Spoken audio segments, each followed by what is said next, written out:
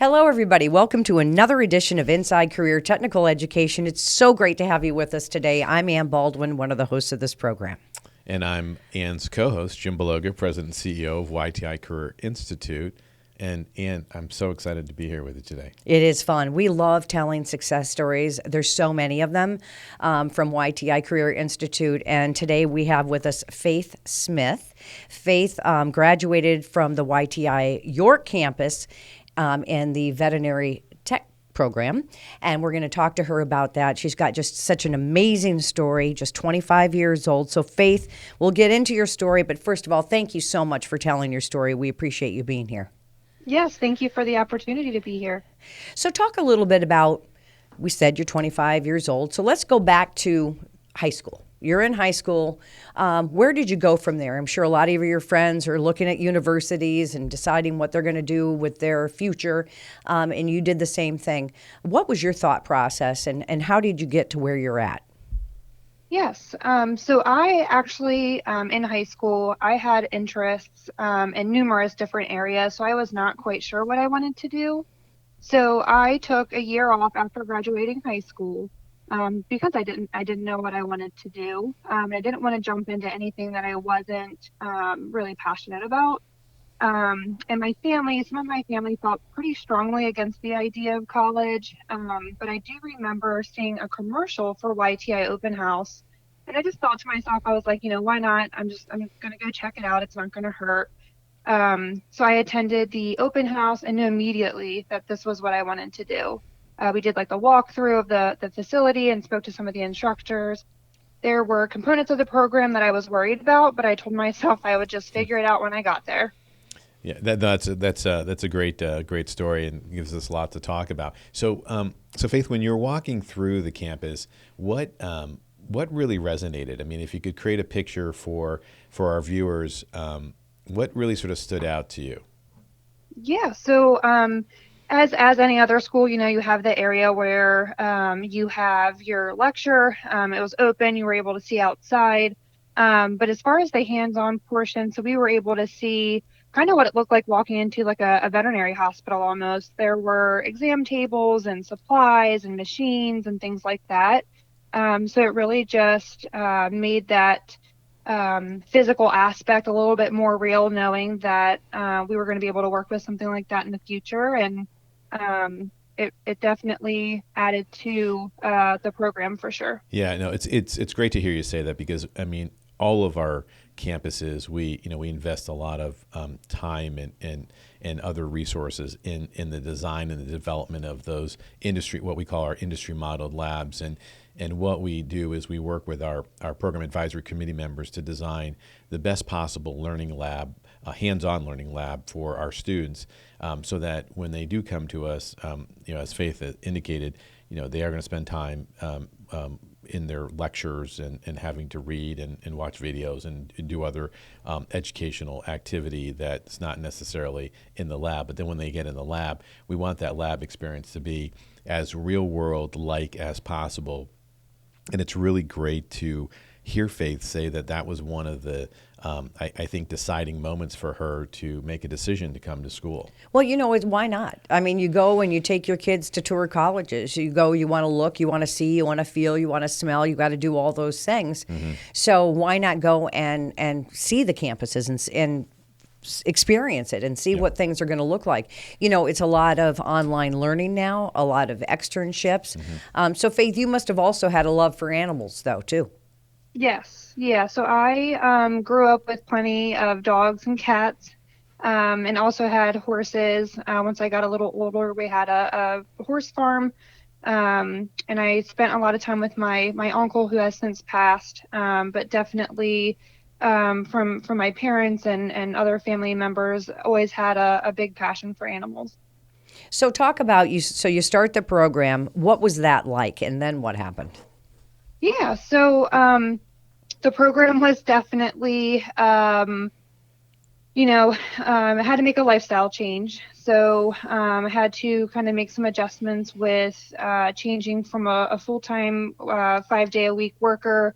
And I picked my courses to be 12 p.m. to 5 p.m. So I was working in the morning and also working afterwards just to be able to pay bills and stuff, just like any other adult. But I dedicated a lot of time to, studying, of course, in the mix of all of that. I did definitely experience a couple hardships. When I was there, I did get into a car accident. I did total my car. And unfortunately, I had to Uber for 9 months, which was immensely expensive. That was definitely a curveball that I wasn't prepared for. And then once kind of getting through that, I had a loss in the family. My 2-year-old nephew had passed away. I had a really, really hard time kind of dealing with that as anybody would. So it definitely domino effects some numerous issues, and it led to my being dismissed from the program. But this allowed me to kind of focus on some personal healing, and I did have the opportunity to reapply 3 months later. Well, and I'm sorry for all the tragedy that you faced, but talk a little bit about how supportive the YTI staff was in understanding, because things happen to people. As you mentioned, you need to work. You lost your car, but still you figured out how to get to and from places with Uber. But talk about how the understanding of the faculty at YTI helped you get back into the swing of things, if you will. Yeah, it was definitely would not have been able to do it without the support of YTI. My parents were divorced at the time, and my mom was definitely not able to kind of assist in helping me financially or with the vehicle all the time. So I was able to you know with YTI support allowing me to leave on fair terms, but more importantly the opportunity to try again. The instructors helped me every step of the way before leaving the program and then after returning. When I did return, they had gave me some options for additional, like getting additional funds. And actually they were the ones to help give me the idea to start Uber. So definitely not something that I probably would have been like, yeah, I'll go do this. But yeah, like you said, I had to find a way to make it work if I wanted it to work. And it took a lot of willpower, but I made it through.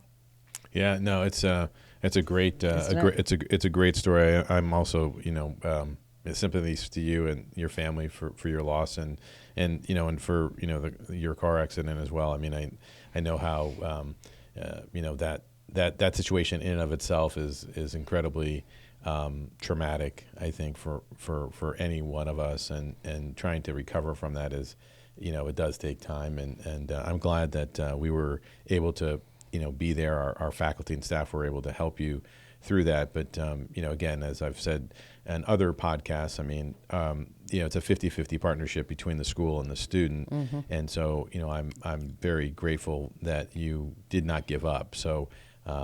Because again, I think your story is very inspirational, because I think a lot of folks can get to that point where something like this happens and they just can't take the next step. Well, you're right, Jim. And the other component of this is because it's such an intimate environment, the instructors get to know the students know the instructors. So there really is that one-on-one relationship.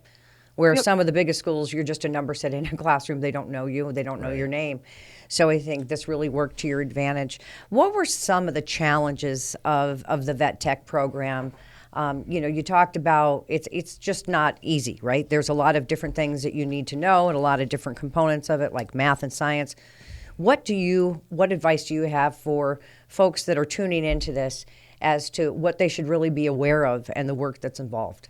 Yes, it is. It's definitely a lifestyle change. So just to have the mindset that's going to be different.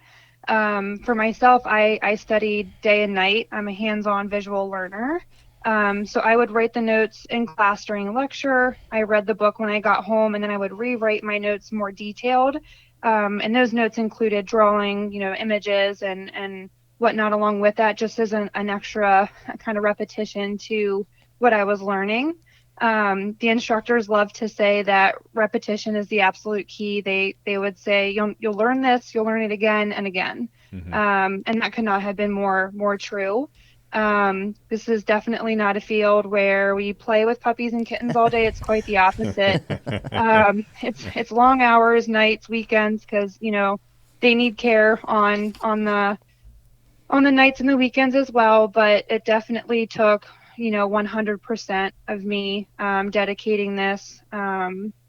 It was my life. It was 2 years, and I had to give it my all to actually, come out and be where I am today. But repetition, repetition. Yeah. You're going to do it again and again and again. Right. Yeah, and I would imagine, Faith, that learning the theory, portion of the curriculum, as well as then being able to practically apply it, and again, hearing that you're a hands-on learner, but maybe a visual learner as well, being able to see it and then actually do it. I'm sure that really helped, you with many aha moments. I know for me, I tend to be a visual learner first, and then if I can actually practically apply the theory of what I've seen, it really sort of cements Sure, itself. resonates, yeah. It resonates and cements itself, and I can actually have some active learning. So I'm assuming that was probably the same situation for you as well. Yes, absolutely. I did pretty good with math, and I loved science, but for some reason my brain just did not want to wrap itself in the theory of it all. So it definitely took numerous ways of learning the material for me to finally start to understand. So let's talk a little bit about where you started. So you did your externships as part of the vet tech program at YTI. Where did you end up? And again, let's remind our viewers, you're 25 years old and you've already had a pretty impressive career path. So talk about where you started and kind of how you've evolved to where you are today. Yes. So my mindset, especially with just starting the program, was that I'd have to start small. And I tried general practice in a small practice in Hanover, Pennsylvania, and learned that I became pretty bored of that. I'm a pretty fast-paced person. The practice that I was working at was only one doctor. They had two other experienced technicians that kind of did more of the difficult tasks. But I knew I wanted more from that. So I made a jump maybe 3 or 4 months after general practice into shelter medicine. Mm-hmm. And I absolutely loved it. I loved the shelter medicine aspect part. They also had a high volume, low cost spay and neuter clinic. So we did primarily just dogs and cats, but we were doing anywhere from 40 to 60 surgeries a day. Wow. So that was my that was a huge passion. That's where I learned my advocacy for animals. I loved it. I mean, I definitely still miss shelter medicine for sure. But I was there for about 2.5 years, and kind of the same thing, doing spays and neuters all day. Did kind of get very repetitive, and though I loved the job, I wanted more out of what I was capable of doing. So I made a huge jump into ER medicine, and definitely found a true passion there. Wow. Go ahead. Go, just amazing. I Yeah. mean, and you talked about getting into ER medicine, and now that you're working with, a practice where it's still a small practice, but you play a major role within that practice. Talk about that. So you're not only, doing the work and you've moved up as far as your expertise and experience goes, but you're also involved in management now. Yes. So I followed a doctor she actually opened her own ER in Shrewsbury with two other partners, because they wanted to be able to help more in the community, and especially the financial aspect after COVID. It made a huge change to veterinary medicine. So I made a jump to Shrewsbury ER, and I am now performing advanced technical skills, and I am part of a management team. So I manage the controlled substances in the hospital, and I also kind of manage the surgery department there, because I definitely have a special place for surgery in my heart. So that has been, the management aspect of things has been a little bit over the last year, but the environment is really what led me to be able to grow my advanced technical skills and my knowledge in ER medicine. Yeah, I mean, Faith, your story is so. Isn't it incredible? Yeah, it's so inspirational, and it is incredible. I mean, I'm curious. I have a couple questions. I mean, my first question is what's a typical situation for ER? In terms of a dog or a cat coming in. It's not just dogs and cats. She was telling me, right? You do okay. it all: snakes, rabbits. Okay. Well, what's Yeah. what's sort of a typical emergency situation? Yeah, so especially I mean the emergencies are about the same, but like I said, ER medicine changed drastically after COVID. But we come into a shift. I work 7 a.m. to 7 p.m. and we have kind of like a period to catch up there first thing in the morning, but by noon, you have patients coming in, they've been vomiting diarrhea, they're vomiting blood, or Mm, they're extremely painful, or you have a dog that was struck by a vehicle this morning that's coming in. You mm, have a dog that ate a rope toy and is in excruciating pain. We do a whole bunch of diagnostics from blood work, x-rays, we have ultrasound mm-hmm, to try to get a bigger picture of kind of what's going on. Some of these patients end up needing, splints for broken bones or surgery to remove those foreign materials, or even just admitted on the hospital with IV fluids and supportive care. We've had so many different mm, types of mm. emergencies, come into the ER. I think the scariest one I had was a patient who had a wound repair around his neck, and he was scratching at a wound and actually nicked his jugular vein. Oh, wow. And he came in. It definitely blew the second he walked through the door, which is what saved his life. But Mm. it was all hands on deck, and we saved his life. And he Yay. left that hospital that night. It was amazing. Oh Wow. wow, it It's is amazing. It's just like your typical ER for people, right? Yeah, Yeah, yeah, yeah. Well, as I'm listening to it, I'm thinking this is what the ER room is like, Right, for right, right. humans. But so the other question I wanted to ask was, here you are, 25 years old. I mean, maybe call it 7 years from high school, and you took a slightly different path. You took a gap year to sort of figure things out. Then you came to our school and and spent a little less than 2 years with us, and so that's 3 years, and you've been out of school 7. So now you've been working in the field Yeah. for 4, and you've really found your passion, which is great to hear. And it's really from my point of view, it just continues to reinforce our education is a really viable path for for many of the people in and around Pennsylvania, as well as other areas now that we're branching out with online programs. And it's just great to hear your success story at 25, that you're part of the management team and you're doing what you Yeah. love.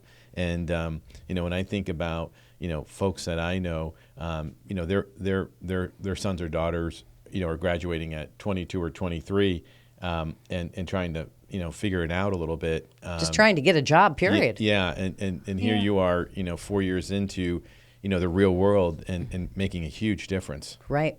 Let's also, before we let you go, I want to talk a little bit about your mentor. Yeah. Because, we all have different family situations. I know I can relate to the whole divorce thing and having to waitress and work during school. People are in those situations. Talk about how you also have a mentor that's helped you that was also a YTI graduate. Yeah, so I never really grasped the word mentor until this last year. You encounter a lot of staff that train you, but having a mentor is definitely immensely different. My mentor's name is Alexis Beard. I actually met her at the current ER that I'm working at. So this is about 5 years post me starting in the field. But having the mentor, I mean, they're like a parent. They protect you, they teach you, and they support you as a human, but as a nurse as well. Hmm. And I think this is so important in veterinary medicine post-COVID, because you need a go-to person, and that person does not have to be a coworker or even in the same building. You just need a positive person that wants you to grow as much as you want yourself to grow, essentially. So, I mean, I go to her, I have a bad day, or, there's a case that's really heavy on my heart. Um, or if of course, an educational question or technical skills question, she's definitely my go-to person, and she helps me kind of maintain like a healthy, positive, not only just attitude, but like just outlook on the career, because we definitely have bad days, and sometimes those days turn into weeks, and Hmm. you need that support system. And I think the most of my growth definitely occurred after having a mentor. Lexi has taught me so much, and I, being 25 years old, definitely did not have any managerial experience coming into this position, and she has helped me grow in that aspect immensely, and I will forever owe her. Yeah, we're going to get her on one for of these that. podcasts too, because she's Yeah. another great success story. And then finally, but you're not done yet. Wait for this one. So, Faith Smith, what's next for you? Yeah, so I have been kind of deciding, definitely the potential hope for specializing in an area. I haven't decided if I'll specialize in surgery and anesthesia or if I'll specialize in the emergency and critical care aspect of veterinary medicine. They're both definitely challenging, and they take about 3 to 5 years to master, but it is definitely up there on the list. Wow. She's not done yet. Well, and again, I know.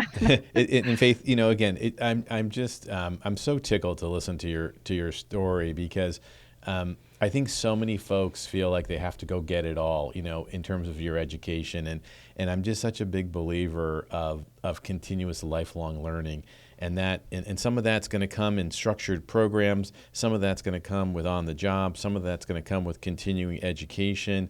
Oh, by the way, we do have a continuing education website, ce.porterchester.edu. We actually have our first veterinary technician CE course on. It's a refresher on how to provide oral care for pets. So Great. we're super excited about that. But that being said, it's great to see the progression of one of our graduates through their career, not only in work, but also in the pursuit of specializing and really finding face purpose and passion in her Right. work and in her life. And Jim, sometimes you don't always know that until you get there. Use faith Yeah. experience. Yeah, exactly. This is great, but you know what? This isn't for me. So let's go to the next step. Go to Right. the next step. And you figure it out. And as you continually learn and move up and move on, you find that thing that just excites you. What'd you say you work 7 to 7, 7 a.m. to 7 p.m. every day?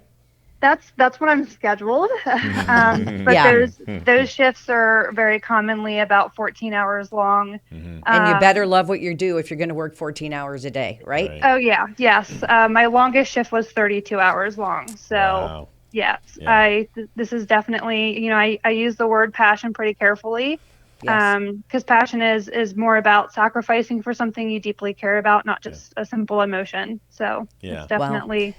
Yeah, I know. Again, it's a great story, and I could ask many I more know. questions. We could keep you here forever. And yeah, and it's everything that you've done is really just. I'm so impressed with your progression, and I do want to wish you continued success, and would love to definitely have you back to the school, either in some form, either physically or on Zoom, and and again we've pivoted a little bit from the program that Faith was in, whereby we now have what we call an online hybrid program, where it's basically lecture online, and then students can do their clinical and lab work experience where they live. Right. Because again, we're trying to extend The opportunity and the flexibility is what it is. Exactly. Yes. We're trying to extend this program to more and more prospective students who share face passion in in animal care, and like she said, it's not just petting dogs and dogs and kittens all day.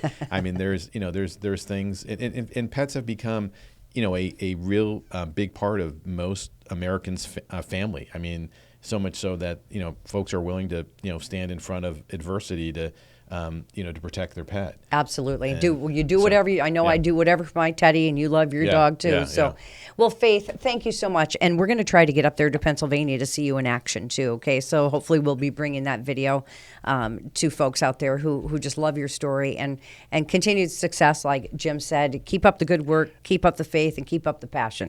Yeah. And Hey, I appreciate it. All right. Yeah, thank you. And I would just encourage all of our viewers, if you're interested in our vet tech program, go to yti.edu. The next set of classes start October 24th, and I would encourage folks, don't wait. Get yourself enrolled if this is something that you want to do. Right? Look into it. It can't hurt. So we appreciate your time, and also we want to thank all of you for tuning in to this edition of Inside Career Technical Education. We'll see you again next time.